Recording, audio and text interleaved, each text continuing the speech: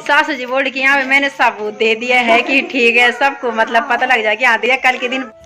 Soybean का भी अच्छे ढंग से तैयार हो गई है, बाकी सारी हो गई है। हेलो जी, राम राम। पहले तो आप सभी बड़ों को प्रणाम, छोटों को ढेर सारा प्यार। स्वागत है आज आप सभी का नई ब्लॉग में। तो आज की ब्लॉगिंग की शुरुआत हो गई है मेरी 11 बजे से शुरू। बाकी मैंने सुबह से जो भी झाड़ू पोछा नाश्ता वगैरह का काम था वो सब निपटा दिया है। बस अब दिन का खाना और कपड़े धुलने के लिए रह गई हैं, तो मैं अब आराम से कर सकती हूँ। बोलने के लिए आराम से, लेकिन ना तारुस के साथ काम फिर से बढ़ ही जाता है। बाकी आज मौसम काफ़ी ज़्यादा ख़राब हो रखा है। इस टाइम आई धूप सुबह से तो ऐसे धुंध हो रखी थी। बिल्ली के बच्चे और इन्होंने ना अपना घर यहाँ नीचे बना रखा है, रात भर यहीं रहते हैं और दिन भर भी। तारुस तो बिल्ली से डरता नहीं, बंदर से, कुत्ते से, इन चीज़ों से तो बिल्कुल डरता नहीं है, और चींटियों से डरता है, और जो छोटे छोटे कीड़े होते हैं उनसे डरता है। मतलब जिनसे डरना था उनसे नहीं डरता, और जिनको ऐसा लगता है कि हाँ मैं सीधा आ सकता हूँ। अब यहाँ पे चींटियाँ आ रही थी, नीचे आने का नाम ही नहीं लिया, तो मुझे बुला और इतना ज़्यादा रोने लग गया था। मैंने सोचा कि क्या हो गया। दोपहर के 1:30 बज गए हैं, खाना खाने का टाइम हो गया है। बाकी मैं पतिदेव जी का वेट कर रही थी, लेकिन उनको मैंने कॉल की, उन्होंने बोला कि टाइम है आने में। तो मैं तारुस को बोल रही कि मैं तारुस को खाना खिला रही थी। मैंने उनको कॉल करके बोला, तब तक पीछे से क्या बोल रहा है कि नहीं तारुस को खाना नहीं खाना। से जितना ठंडा हो रहा था, भले ही दिन में धूप नहीं है, लेकिन इस टाइम ना गर्मी काफ़ी ज़्यादा हो रही, क्योंकि मौसम ऐसे हो रखा और बारिश अभी कहीं दूर दूर तक नहीं दिखा रखी। और उसी चक्कर में क्या है कि आज ना पतिदेव जी पानी लगाने की सोच रही थी। जो हमने तुरैया बो रखा उसमें पानी लगाना था, क्योंकि ये है कि फिर गेहूँ बोने का टाइम आ जाएगा तो फिर उस टाइम तक होगी नहीं, वो 2 महीने में हो जाती है। लेकिन इस बार ना काफ़ी लेट हो गए। वो तो टाइम पे दी थी, लेकिन बारिश ना होने के कारण वो अभी ना जड़ की जड़ पे है, ऊपर बिल्कुल भी नहीं उठी। मैं तारुस को सुला रही थी, मैं तारुस को सुला रही थी, और सुलाते सुलाते इसके साथ आंख लग गई। हो ही जाता है, सुबह से लगी हुई हूँ काम पे। और मैं ये है कि मेरी डेली आदत है दिन में। मैं तारुस को सुला रही थी, बाकी तारुस को सुलाते सुलाते क्या मुझे आंख लग गई, और यहाँ पे ना 10 मिनट भी नहीं हुई थी मुझे, उतने में ना बड़ी बछिया खुल गई। बाकी बछड़ा तो मैंने अंदर बांध रखा था, क्योंकि वो दिन में अपनी माँ का दूध पी रहा था, धूप हो रही थी तो मैंने ये बांध दी थी अंदर बछिया। धूप भी नहीं हो रही थी, क्या दिक्कत है कि ना वो मैंने गाय नहला दी थी, तो उस वजह से मैंने बछिया अंदर बांध ली थी। और बछिया तो मैंने बांधी, और एक यहाँ पे ना बिल्लियों ने इतना ज़्यादा परेशान कर दिया मुझे। मैं कमरे से बाहर, किचन से बाहर, जहाँ इनकी मुझ पे नज़र पड़ रही, पता नहीं ये मेरे पीछे इतना क्यों आ रही, जबकि बिल्लियों को मैं इतना खास पसंद भी नहीं करती। गलती मेरी ये है कि मैंने इनको रोटी वगैरह खिलाई, इसी वजह से शायद ये मेरे पीछे पड़े हुए हैं। और सबसे ज़्यादा मेरे पीछे पड़े हुए रात में किचन के बाहर आ गए थे, तो पैरों के नीचे मतलब दब तो गए थे, लेकिन ये शुक्र मान के चलो कि थोड़ा बच्चा थोड़ा बड़ा है, महीने 1.5 महीने के तो होंगे ये। बाकी ये सबसे बड़ी गलती तो उनकी है जिन लोगों ने छोड़े। तो हमने सोचा कि चलो जब घर में आ गए हैं तो इनको रोटी खिला लेते हैं, लेकिन इनको तो यहाँ पूरा मिल रहा है खाने पीने के लिए, तो उस वजह से क्या है कि अब यहाँ से जाने का नाम ही नहीं ले रहे। सोयाबीन का भी अच्छे ढंग से तैयार हो गई है, बाकी सारी हो गई है, जितनी मैं पहले काट लेती हूँ।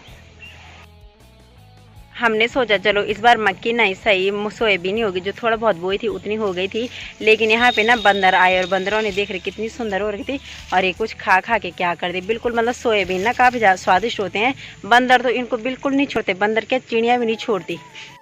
बिल्लियाँ किस तरीके से सो रखी, और इस टाइम ना चटाई यहाँ पे गर्म हो रखी होगी, और गहरी नींद में, क्योंकि बिल्लियों को ना गर्म पसंद है, ठंडा पसंद नहीं आता। और देख रहे होंगे एक दूसरे के ऊपर, मतलब मुझे ना इतना अफसोस हो रहा, कैसे छोड़ दी किसी ने 3 बच्चे एक साथ।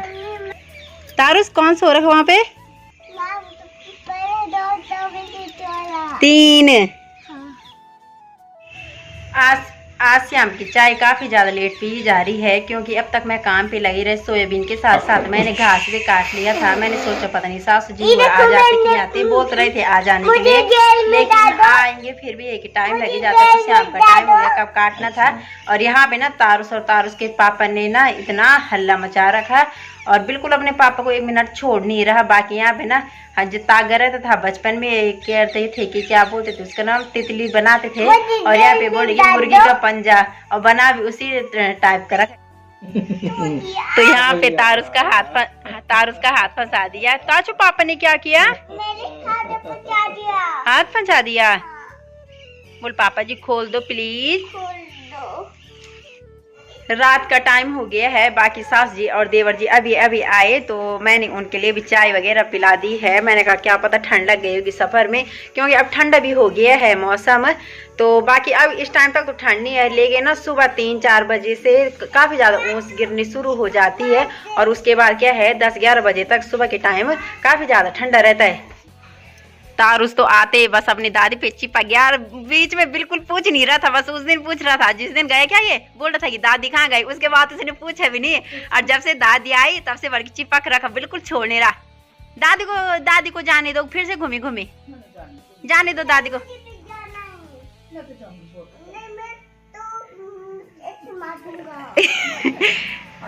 तारुस बोल रहा दादी मैं आपकी पिटाई कर दूंगा अगर आप मुझे नहीं ले गए तो।